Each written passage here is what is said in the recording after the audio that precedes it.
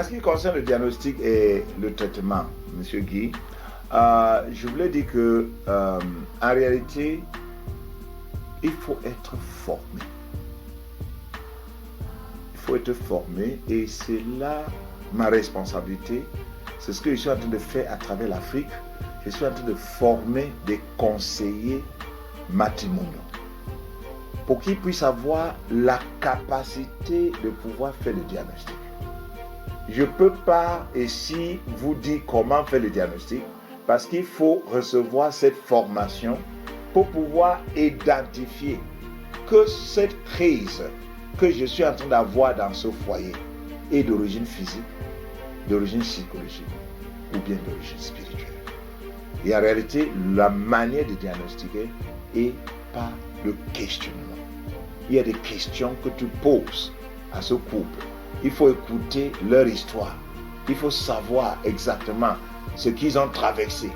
Vous voyez, je vous ai parlé du fait que il faut connaître l'historique, l'histoire, le passé de ce couple et comment il vit dans le foyer.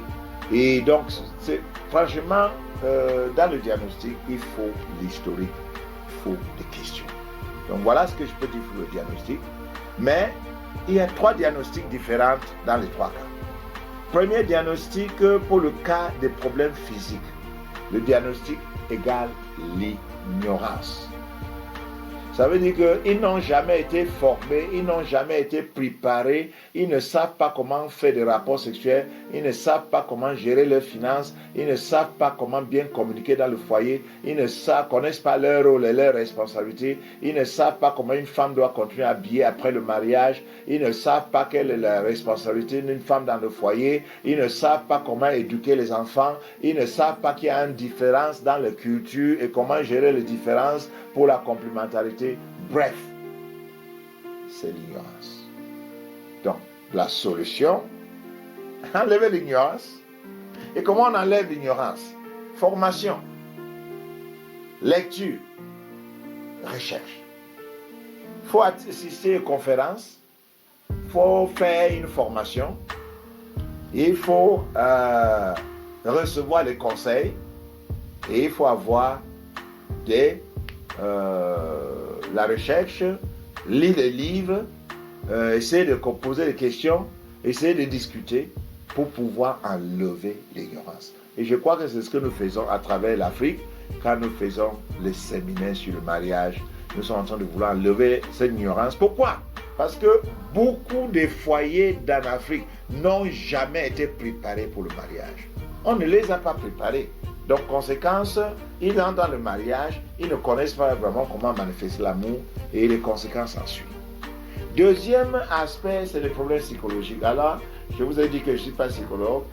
La responsabilité du conseiller conjugal que je forme, que les psychologues forment, que les juristes forment, que les médecins forment, voilà les personnes que nous usons dans la formation, c'est pour faire un diagnostic, dire que ce cas, c'est un problème psychologique. Et dès que vous faites le diagnostic, envoyez chez un psychologue et le psychologue saura comment guérir la dépression ou bien le complexe d'infériorité, de supériorité, la psychose, la nervosité. Bon, voilà. Donc, il faut envoyer chez un psychologue, c'est lui qui va gérer. Et la troisième cas, c'est des problèmes spirituels. Je vous dis, les problèmes spirituels, il y en a plein. Et il faut savoir la solution, c'est la délivrance. Tu peux conseiller, tu peux prier, mais il faut chasser les démons. Il faut annuler la malédiction. Il faut briser les alliances. Il faut briser les jougs. Et pour ça, tu as besoin d'un pasteur qui a l'autorité et le ministère de la délivrance. Je vous assure, ce n'est pas tout pasteur qui peut faire la délivrance. Il faut connaître un pasteur qui a l'onction de la délivrance, qui a de l'expérience sur la délivrance. Et si c'est comment entraîner la délivrance. Et vous allez voir que quand la personne ou le couple est délivré de l'oppression, des malédictions, des démons, de la sorcellerie, des maris de nuit ou des femmes de nuit, les choses reviennent en place. Je vais vous donner un exemple. Je fais un séminaire dans une partie du Cameroun et une femme vient me voir, une femme est vedette, une femme chante, une femme vraiment populaire. Et quand elle a donné son témoignage, elle a un mari de nuit. Et ce mari de nuit l'empêche à avoir des rapports sexuels satisfaisants avec son mari. Et comment elle a eu? Sa mère était prostituée et sa mère les a donc introduits dans la prostitution. Mais Dieu merci, sa mère a cru et elle a entraîné aussi sa fille à croire.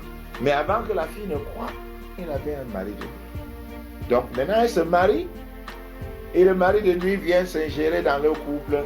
Donc il n'arrive pas à se jouir des rapports sexuels, il n'arrive pas à avoir des enfants. Une chose qu'on a constatée dans nos études, c'est que quand tu as un partenaire sexuel nocturne, il inflige des maladies dans ton système reproductif. Donc tu deviens stérile. Donc on a donc, moi je suis effrayé parce que cette femme était déjà allée dans des pays voisins pour la délivrance, elle n'a pas été délivrée. Je dis mais moi qui? Mais j'ai pris mon courage entre mes mains, j'ai donc déclaré un jeûne un lundi et j'ai invité un de mes collaborateurs qui était aussi pasteur, avec qui j'ai enseigné pendant le séminaire, venait m'aider pour qu'on prie pour sa femme. Et puis le lundi, à 16h, quand on a commencé à prier, j'ai fait le tour d'habitude de la prière. Mais je ne savais pas que la femme avait une bague invisible qui était l'alliance entre le mari de nuit et la femme. Ça avait déjà passé, je crois, 3 ans sans enfant. Donc je dis, j'enlève la bague au nom de Jésus. Elle dit, j'enlève la bague au nom de Jésus. Alors l'alliance a été brisée. Elle a commencé à tourner en rond. Et puis elle est tombée. Et le démon est parti parce que l'alliance a été brisée. On a donc prié pour elle. On a déclaré sa délivrance. On a prié pour qu'elle soit renouvelée et que l'amour soit renouvelé dans son cœur envers son mari. Vous savez, 3 ans après ce séminaire, je reviens dans la ville. Elle m'avait tout caché, elle ne m'a même pas appelé pour dire papa, j'ai été délivré, merci, tout ça. Mais elle entend que je suis dans la ville, elle vient dire papa, j'aimerais que tu viennes manger à la maison. Oh, quelle surprise! J'arrive à la maison, elle me met 2 enfants. Un enfant de 3 ans, de 2 ans et demi, et un enfant de moins d'1 an entre mes mains. Oh, c'est devenu une saison de louange.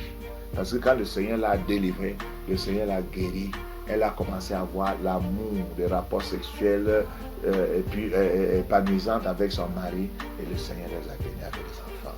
Vous qui m'écoutez, je vous dis, le Seigneur est puissant. La parole de Dieu est vraie. Et quels que soient les problèmes qui sont en train de créer des difficultés entre vous et votre conjoint, le Seigneur peut intervenir et apporter la solution. Il est vrai et il est vivant.